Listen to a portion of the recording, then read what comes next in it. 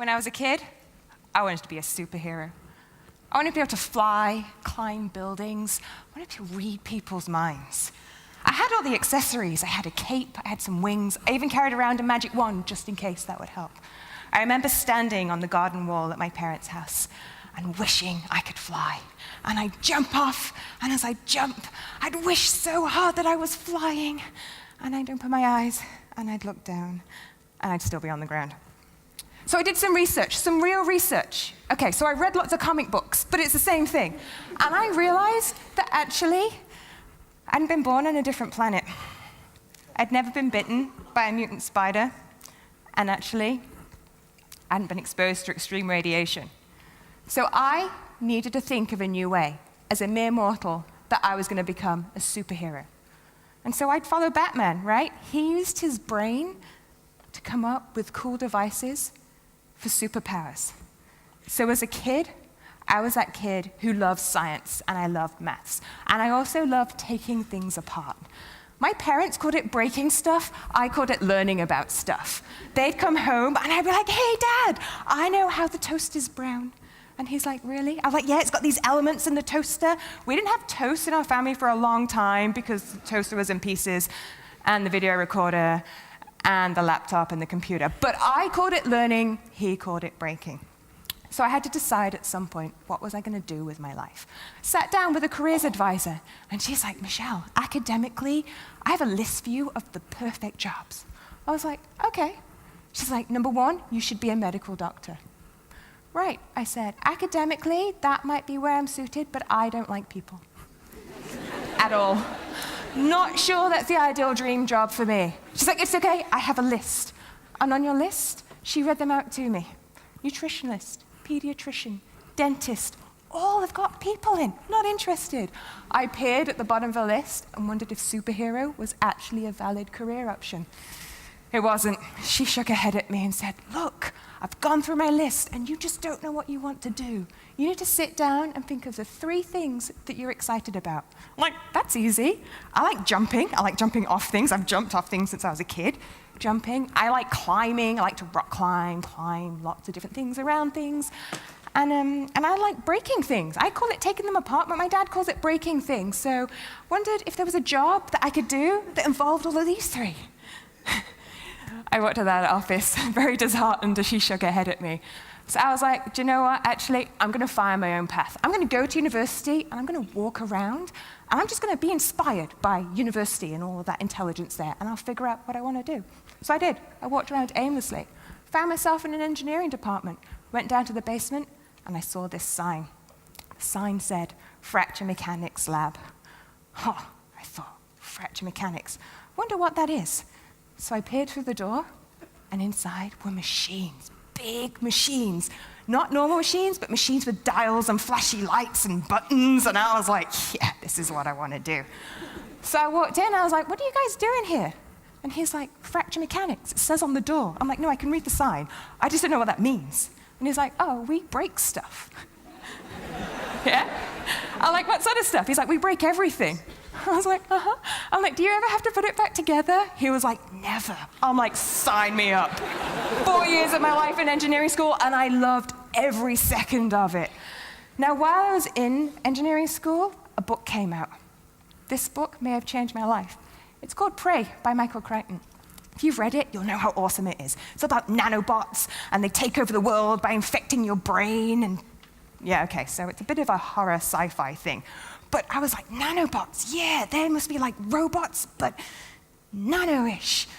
I have no idea what the word nano means. I need to go look this up. So I did, and I learned that as technical as nano sounds, it just means really, really small. How small? Well, 10 to the power of 9 of a meter small, right? Makes sense? No, most people blank me at that. So I try and explain it a different way. I'm like, you know, like 0.0000001 of a meter. Clearer? No? Let's do this experiment. Take a strand of hair. If you don't have any hair, just pluck one off the person in front of you. They won't mind, it's for science. When you look at how wide your hair is, I can tell you that it's 80,000 nanometers wide. What that means is you could put 80,000 nanobots on the width of your hair. That's really, really small. So here I am, sitting at university one day on my lunch break, reading through my book. It's probably the 5th time I'd read it. I loved it. One of the professors walked past me and turned up his nose. I was like, what? This book is awesome. It's about nanobots and how they're taking over people's minds and taking over the world. And he was like, uh-huh. I was like, could you imagine if we could make nanobots? He's like, we can. I'm like, no, it's science fiction, you know, it's like fantasy. It's kind of like warp speed and the Vulcan death grip and cute little Spock ears.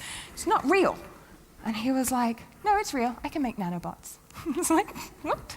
He's like, I run a nanotechnology research group. I can make you nanobots. I was like, okay, let's go. He's like, actually, I have this new project right now where we're creating nanocoatings that sit on top of anything and protect them. So right now we're designing them for smartphones. You can put this coating on a smartphone. You can put your phone in your pocket with your keys and it doesn't scratch. I was like, cool, so you made an invisible force field for phones. He was like, whatever, no, we have a scientific name for it. I was like, yeah, but you just made an invisible cloak, right? He was like, all right. I was like, so do you need any help with this project? He's like, actually, I'm looking for somebody who's really good at breaking things. Because what we need to know is how strong this coating is. I was like, you want me to break your invisible force field? I'm in.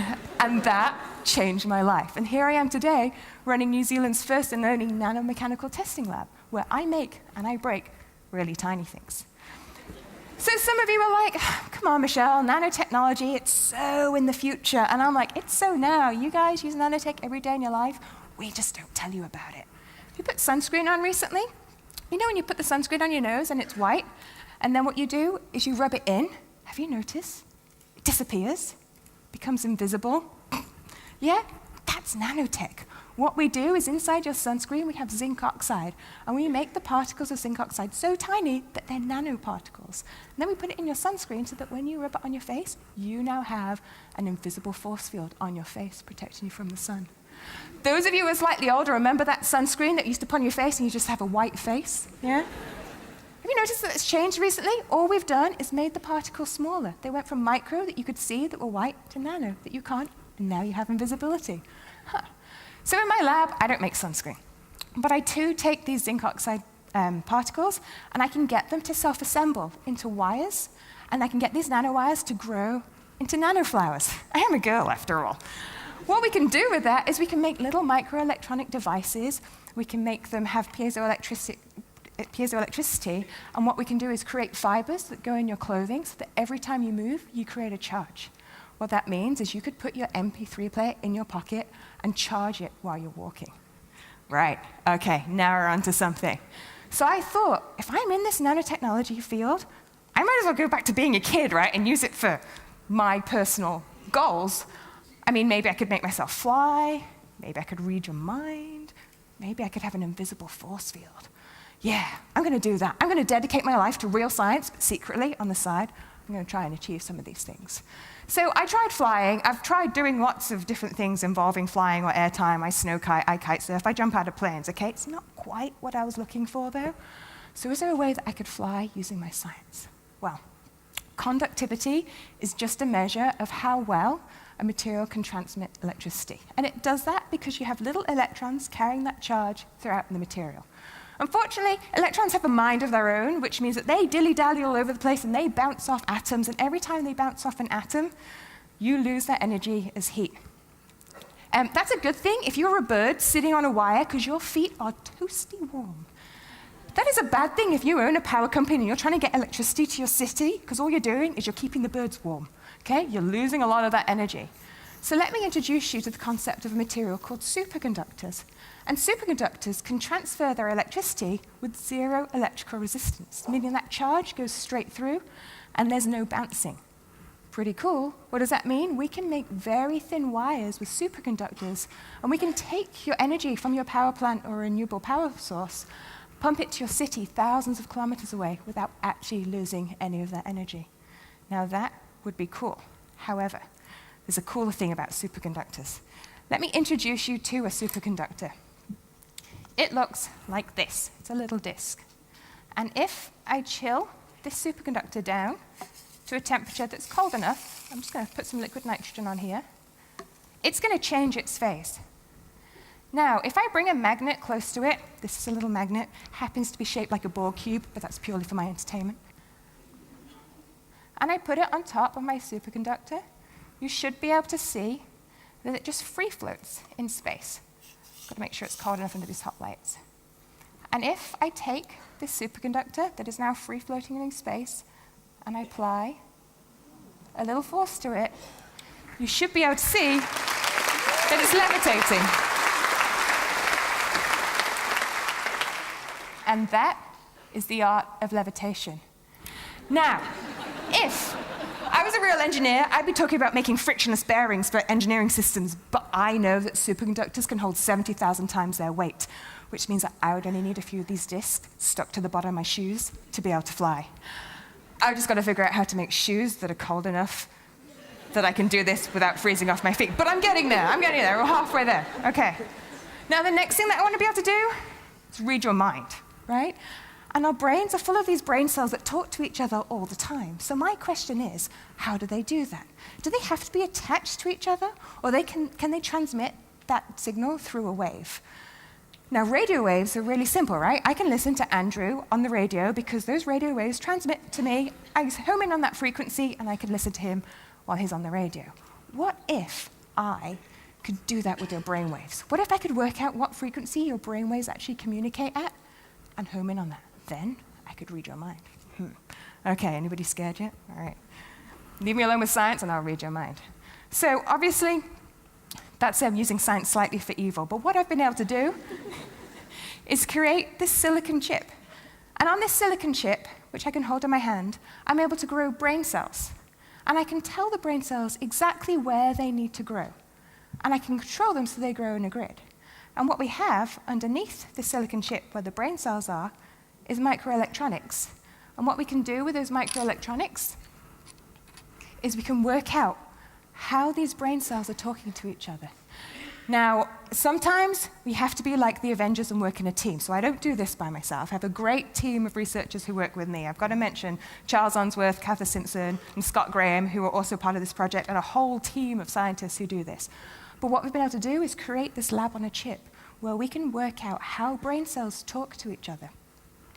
By doing that, we can tell whether they need to be in direct contact with each other or whether or not they have this frequency that we can home in on and actually be able to read people's minds. All right, so that's the evil side. For good, we're actually looking at Alzheimer's patients and people who have strokes and understanding patients who have lost that connection and how can we actually fix it when we've lost it in this chip. So brain cell on a chip, pretty cool. Final superpower. As much as I would love to be invisible, I'm talking about an invisible force field. Okay, so if I'm actually not invisible, but I can protect myself from the outside world with the force field, that would be pretty cool. Nature already does this. If you put a drop of water on a lotus leaf, you'll find that it rolls off. That's pretty technical. No, it's not at all. It's a thing called superhydrophobicity. Long word, makes me sound smart, not technical at all. The lotus leaf actually has little nanoparticles on the surface. And these nanoparticles cause the water to form a wetting angle of 150 degrees or greater. So I'm like, well, nature's already done this. Why am I going to reinvent the wheel? I'm just going to change the surface roughness of something and put it so it's like the lotus leaf.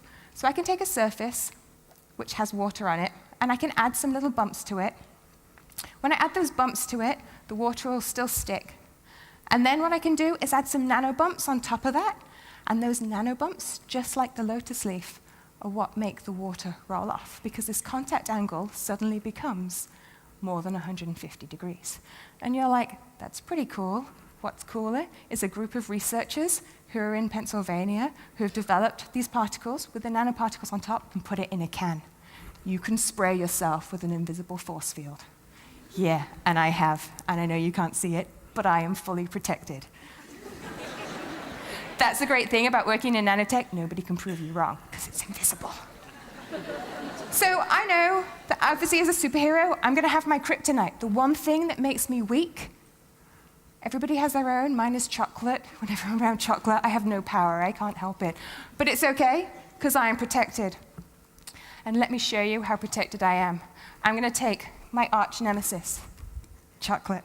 But it's all right, because I, as a superhero, have an invisible coating. And I'm going to take my invisible coating, and I'm going to see what happens when I pour chocolate on myself. And you should be able to see that with my invisible coating, I'm fully protected. So, what I'd like you to take away from today is that the worlds of science and science fiction, not that far apart. Number 2, follow your dreams, no matter how crazy they sound, because people might laugh at you, but you can work at it and you can get there. And number 3, it's still okay as a grown-up to wear a cape and jump off really high things. Thank you.